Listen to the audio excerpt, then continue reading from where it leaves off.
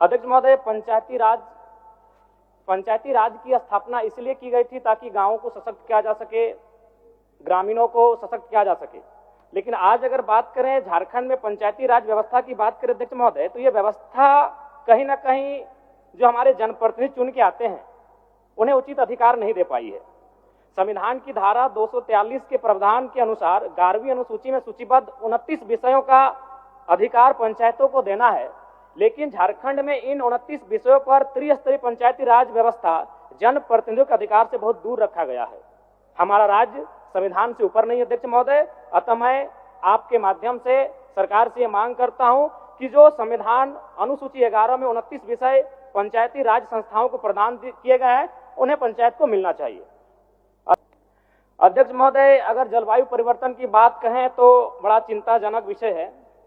ये कहानी जादू घोड़ा की है। यह हमें लगता है अब वह धीरे धीरे विश्व स्तरीय मामला बनने जा रहा है, इसलिए इस मामले को जरा गंभीरता पूर्वक लेने की आवश्यकता है। चूंकि हमारी बड़ी बहन मंत्री महोदया इस विभाग की मंत्री हैं, वो एक स्त्री हैं, शायद भली भांति पीड़ा को समझेंगी। एक सर्वे की रिपोर्ट कहती है कि जादू घोड़ा के लगभग 1 दर्जन गांवों का सर्वे किया गया है। वो सर्वे की रिपोर्ट कहती है कि 47% महिलाएं मां बनने की क्रिया की इच्छा जागृत नहीं कर पाती हैं। यानी मां बनने की जो क्रिया है उस इच्छा को जागृत नहीं कर पाती है। और रिपोर्ट कहती है 47%।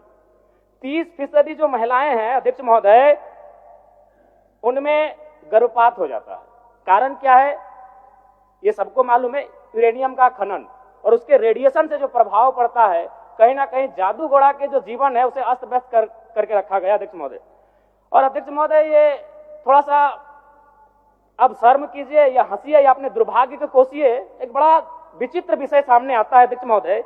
जादू घोड़ा की यूरेनियम खानों से निकाला जाने वाला प्रारंभिक ईंधन, जिसे येलो केक भी कहा जाता है, परिशोधन के लिए हैदराबाद स्थित ईंधन प्रक्रिया केंद्र भेजा जाता है, जहां यूरेनियम की छड़ें बनने के बाद शेष रेडियो एक्टिव कचरे को पुनः 1500 किलोमीटर दूर लाकर जादू घोड़ा के गांव में बिखेर दिया जाता है। अध्यक्ष महोदय, ये तो वही हुआ ना कि आप रांची से जाकर धनबाद में केला खरीदें, केला को लाकर रांची में खाएं और फिर छिलका आप धनबाद को सौंप दिए। कारण क्या है? ये बहुत गंभीर विषय है। अगर इन विषयों पर हम लोग चर्चा नहीं करेंगे और उन विषयों का समाधान नहीं करेंगे अध्यक्ष महोदय, तो हमारे हिसाब से बहुत ही दुर्भाग्य का विषय अध्यक्ष महोदय। अतः मैं आपके माध्यम से सरकार को यह कहना चाहूंगा कि जादू घोड़ा का जो विषय है अत्यंत ज्वलंत विषय है, इसके निराकरण की दिशा में सदन को, सरकार को बढ़ने की आवश्यकता है। मनरेगा में अभी केंद्र सरकार के माध्यम से 245 रुपए मानव दिवस है और झारखंड सरकार उसमें 27 रुपए एक्स्ट्रा दे रही है, यानी 272। अगर 100 दिन के आंकड़े को ले लिया जाए तो 272 × 100 यानी 27,000 के आसपास होता है। अगर उसे फिर हम लोग 12 महीने होते हैं, अगर 12 महीने से डिवाइड करेंगे तो 2000 से ज्यादा उसका महीने का इनकम होता है। इससे क्या होता है कि नरेगा का काम लोग करना नहीं चाहते हैं। तो जब नरेगा का काम करना नहीं चाहते हैं, यही करप्शन सृजन होता है। क्या करते हैं? वह जेसीबी के माध्यम से काम कराते हैं, फर्जी तरीके से लेबर का रजिस्ट्रेशन करते हैं और यहीं से एक लूप होल मिल जाता है जिनको करप्शन करना होता है। इसलिए मैं ये मांग करूंगा कि जो मनरेगा का विषय है और मजदूरों का जो न्यूनतम दर है उसे कम से कम एक अकुशल मजदूर का आज के डेट में लगभग 400 से ज्यादा उनका दर है अध्यक्ष महोदय। तो अगर उस दिशा में अगर मनरेगा की योजना को लेकर हम आगे बढ़ेंगे तो शायद मजदूरों के साथ एक न्याय हो पाएगा। धन्यवाद अध्यक्ष महोदय। धन्यवाद अध्यक्ष महोदय।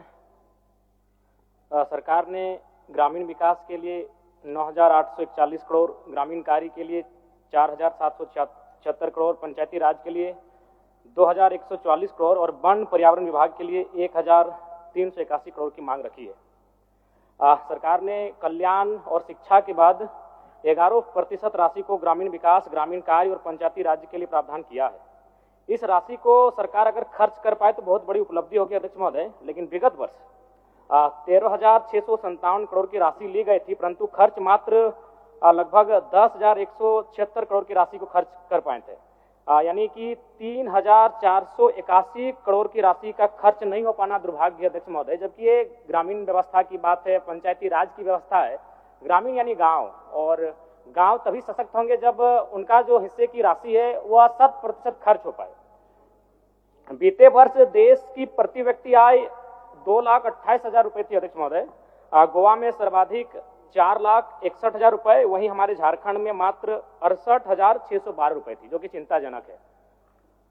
अध्यक्ष महोदय, भारत की आत्मा गांव बस्ती है। ग्रामीण विकास को मापने के लिए प्रति व्यक्ति आय एक अच्छा पैमाना है। जब झारखंड राज्य को अलग किया गया था उस समय हम लोग प्रति व्यक्ति आय में 26वें स्थान पर थे, और बड़ी दुर्भाग्य का बात है आज भी हम लोग 26वें स्थान पर बरकरार है अध्यक्ष महोदय।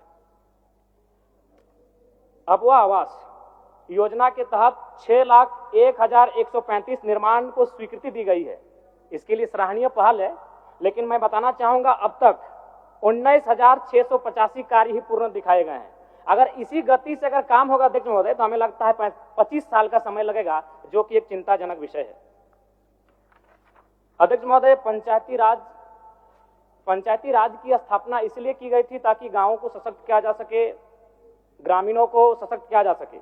लेकिन आज अगर बात करें झारखंड में पंचायती राज व्यवस्था की बात करें अध्यक्ष महोदय, तो ये व्यवस्था कहीं ना कहीं जो हमारे जनप्रतिनिधि चुन के आते हैं उन्हें उचित अधिकार नहीं दे पाई है। संविधान की धारा 243 के प्रावधान के अनुसार 11वीं अनुसूची में सूचीबद्ध 29 विषयों का अधिकार पंचायतों को देना है, लेकिन झारखंड में इन 29 विषयों पर त्रिस्तरीय पंचायती राज व्यवस्था जनप्रतिनिधियों के अधिकार से बहुत दूर रखा गया है।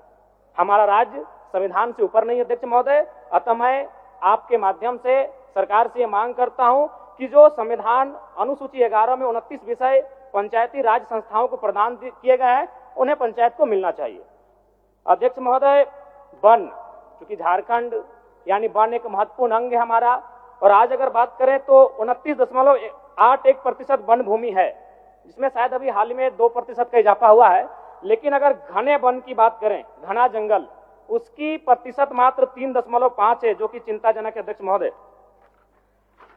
अध्यक्ष महोदय, WHO का रिपोर्ट है कि झारखंड में प्रदूषण को लेकर अलर्ट जारी किया गया है, और अगर प्रदूषण की बात करें तो धनबाद जिला सबसे आगे है। मैं मंत्री महोदया विदुषी मंत्री हैं, मैं इनसे आग्रह करूंगा कि धनबाद, जो कि आपको अर्थव्यवस्था के झारखंड राज्य के दृष्टिकोण से बहुत ही महत्वपूर्ण जिला है, और वह जिला आज कहीं ना कहीं बहुत ही दुखद अवस्था में, इस विषय पर ध्यान दिया जाए अध्यक्ष महोदय। अध्यक्ष महोदय, अगर जलवायु परिवर्तन की बात कहें तो बड़ा चिंताजनक विषय है। ये कहानी जादू घोड़ा की है, यह हमें लगता है अब वह धीरे धीरे विश्व स्तरीय मामला बनने जा रहा है। इसलिए इस मामले को जरा गंभीरता पूर्वक लेने की आवश्यकता है।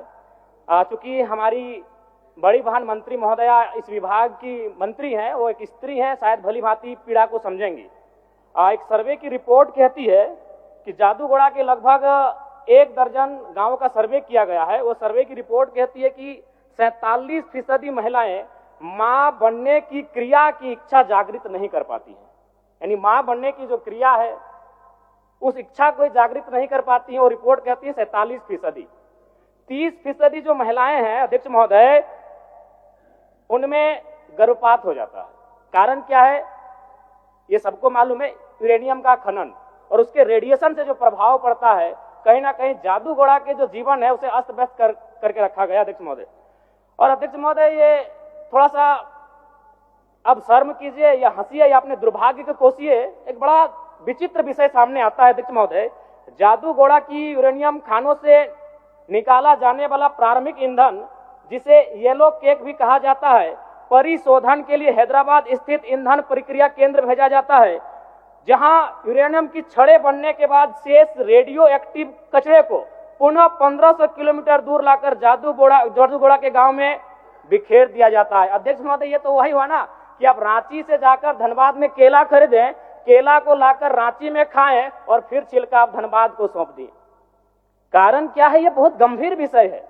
अगर इन विषयों पर हम लोग चर्चा नहीं करेंगे और उन विषयों का समाधान नहीं करेंगे अध्यक्ष महोदय, तो हमारे हिसाब से बहुत ही दुर्भाग्य का विषय अध्यक्ष महोदय। अतः मैं आपके माध्यम से सरकार को यह कहना चाहूंगा कि जादू घोड़ा का जो विषय है अत्यंत ज्वलंत विषय है, इसके निराकरण की दिशा में सदन को, सरकार को बढ़ने की आवश्यकता है। मनरेगा, क्योंकि एक माननीय सदस्य, एक और मौका मिलेगा, और मौका 30 सेकंड मनरेगा बोल दे, 30 सेकंड दे दीजिए ना। मनरेगा में अभी केंद्र सरकार के माध्यम से 245 रुपए मानव दिवस है, और झारखंड सरकार उसमें 27 रुपये एक्स्ट्रा दे रही है, यानी 272।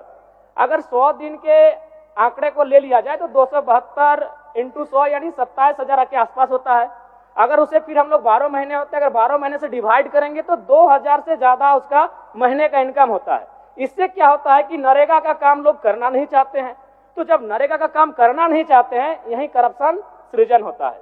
क्या करते हैं, वह जेसीबी के माध्यम से काम कराते हैं, फर्जी तरीके से लेबर का रजिस्ट्रेशन करते हैं और यहीं से एक लूप होल मिल जाता है जिनको करप्शन करना होता है। इसलिए मैं ये मांग करूंगा कि जो मनरेगा का विषय है और मजदूरों का जो न्यूनतम दर है उसे कम से कम एक अकुशल मजदूर का आज के डेट में लगभग 400 से ज्यादा उनका दर है अध्यक्ष महोदय। तो अगर उस दिशा में अगर मनरेगा की योजना को लेकर हम आगे बढ़ेंगे तो शायद मजदूरों के साथ एक न्याय हो पाएगा। धन्यवाद अध्यक्ष महोदय।